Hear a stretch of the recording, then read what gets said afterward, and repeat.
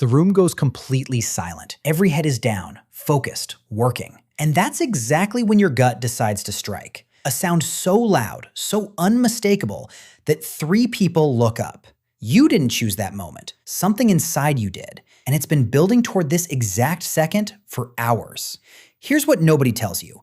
Your stomach has been making that same sound the entire day. In the car, during lunch, while you were talking. You never noticed. And the reason you suddenly can is about to make you look at silence completely differently. Start with the basics. Your gut never stops moving. The medical term is peristalsis, a continuous wave of muscle contractions pushing food, fluid, and air through your intestines, non-stop for your entire life.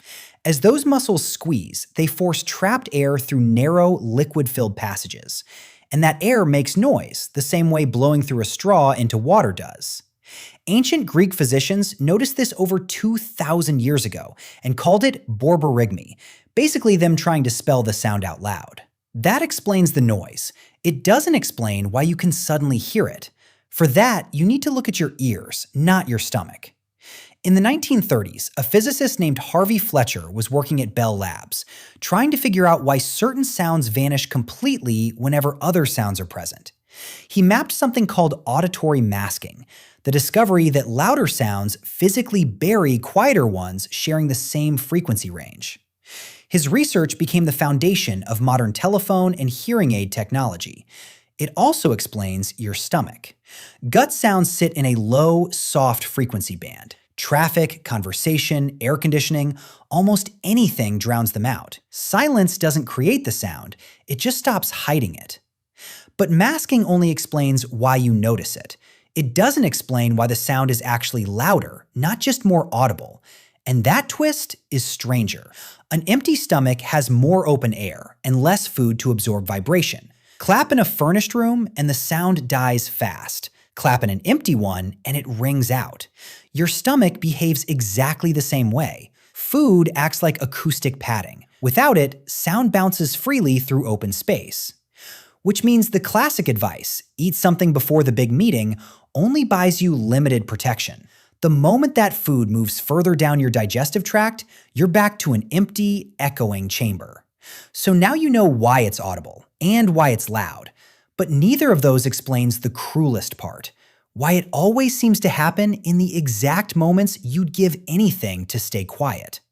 Your gut has its own independent nervous system.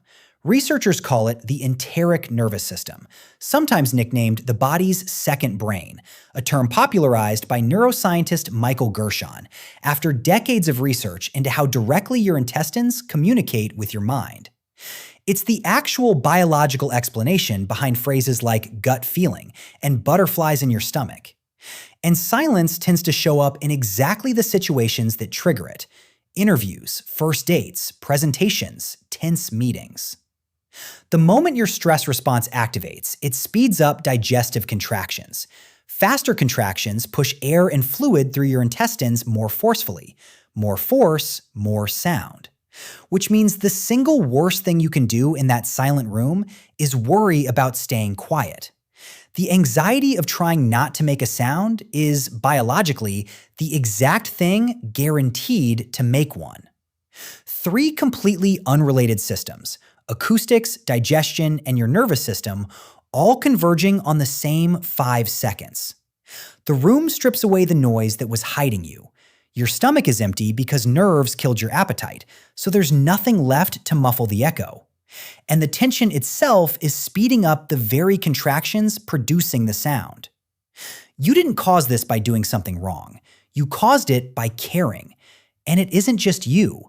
Every person sitting in that silent room has a gut doing the exact same thing right now. Some of them are 5 minutes away from their own turn. So the next time your gut picks the worst possible second to announce itself, understand what actually happened. Nothing malfunctioned.